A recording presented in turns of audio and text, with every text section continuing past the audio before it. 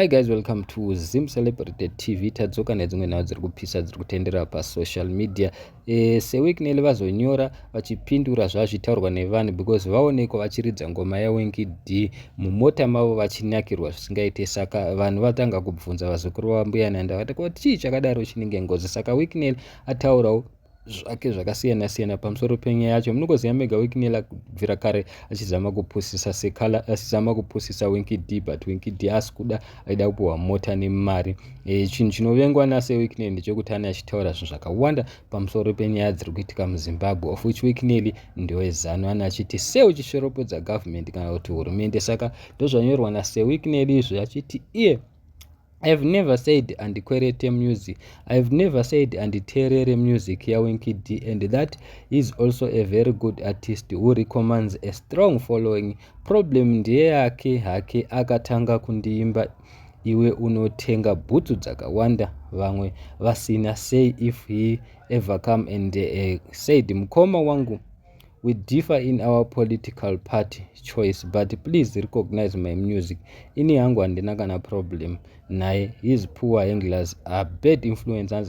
Na Seweekend vanhu ndo vanongomuita kuti apuse. Ini handisi kuda kumupusisa, ndoda kuti auye kutora chimota nemari. Ndoziva toita support mapolitical party akasiyana siyana, asi munongoziva mega vazukuru vambuya Nanda vataura zvinhu zvakawanda zvakasiyana siyana. Aripo mumwe munhu auya akati iye taona wakuda kuzama kuva smart kunge wapfeka vigilance jersey. Mumwe munhu akati imagine Winky D going kune nguruve saying sorry ndiitirewo favor, wonders shall never end. Baba, which song was mentioned? Gaffer says about the daily problems the citizens are facing: no medication, low employment, bad road, corruption. What I can say is Winky D worked so hard for what he has, and on his level he doesn't need anything from anyone. Saka amusima kuzvinyanya here seWeekend. Mumwe munhu akati how can a man who is working to build his empire continue to bootlick and beg another man? Of which munongozviziva mega most of the people vari kupuhwa mota vari kutenda zvisingaite, but tongoziva two people vakazviramba. Ndiani? Ndiye Winky D na Thomas Mapfumo. The list goes on. Mukatarisa vese vari kungopuhwa mota kumachechi vachigamuchira. Saka Weekend ari kuzviramba, saka vari kumuda. Even naThomas Mapfumo mukatarisa vari kungomuda, vakadedzera kuti ngave timupe mota nemari, but Mapfumo ari kuzviramba achidedzera kuti zvinani ngangundifirei kunoku pane kuya ikoko. Mumwe munhu akati recognize my talent kudiko uyu, he is big o with or without you. Tambirai kunana Enzo nana Captain Brian. Mumwe munhu auya akati iye wakutambira kunonyudza chedumbu kuna goti amufi.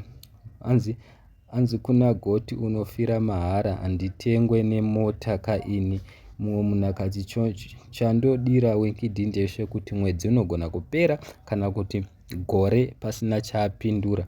Mumwe munhu auya akati iye that line was never about you, but I'm glad kuti mune ruzivo on how you are living a luxury life at the expense of people's taxes zidumbu. So guys, handizivi kuti tinoti kudini nazvo, asi nyaya iripo ndeyekuti Weekend azopindura mushure mekunge vanhu vati iwe sei uchiridza ngoma dzaWinky D iwe usingamufariri. Iye akadedzera kuti aiwa, it's not all about handisi kumufarira, ndomufarira zvangu mukomanda, but problem yake ndeyekuti akatanga kundituka achiemba nezvekuti ndine bhutsu dzakawanda. So guys, handizivi tinoti kudi, asi ndo zviripo, but vaWinky D munongoziva mega hapinduri zvisina nebasa.